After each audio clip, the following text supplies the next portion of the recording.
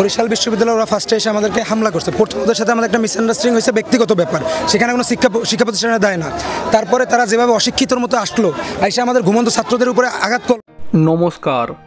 একটাই তো দেশ বাংলাদেশ, আর কতবার স্বাধীন হবে বাংলাদেশ? কোটা তুলে দিতে হবে বলে বাংলাদেশের ছাত্রছাত্রীরা যে আন্দোলন শুরু করেছিল, পরবর্তীতে কোটা উঠে গিয়েছিল। এমনকি বাংলাদেশের প্রধানমন্ত্রী শেখ হাসিনাকে পর্যন্ত বাংলাদেশ ছেড়ে চলে যেতে বাধ্য হতে হয়েছিল। যে স্বাধীনতা পাওয়ার পরে সেই স্বাধীনতা কততম বাংলাদেশের স্বাধীনতা, সেটা নিয়েও বাংলাদেশের জনগণের মধ্যে এক একটা সংখ্যা তৈরি হয়েছে। এখন ঘটনা হচ্ছে, বাংলাদেশে বর্তমানে মোহাম্মদ ইউনূসের নেতৃত্বে যে অন্তর্বর্তীকালীন সরকার তৈরি হয়েছে, সেই সরকারে তাহলে কি বাংলাদেশের জনগণ, বাংলাদেশের ছাত্রছাত্রীরা কি ভালো নেই?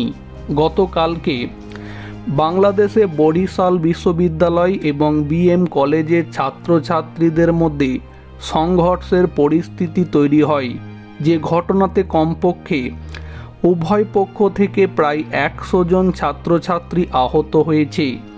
এই ঘটনা দেখার পরে বাংলাদেশের জনগণই বলছেন, তাহলে এর থেকে শেখ হাসিনা সরকারই অনেক ভালো ছিল। বিএম কলেজের সবাই না, কিছু চাঁদাবাজরা, সন্ত্রাসীরা আমাদের স্টুডেন্টের গায়ে মারছে। বিশ্ববিদ্যালয়ের সাধারণ শিক্ষার্থীদের বাস ভাঙচুর করে এবং 30 জনের মতন আহত করে।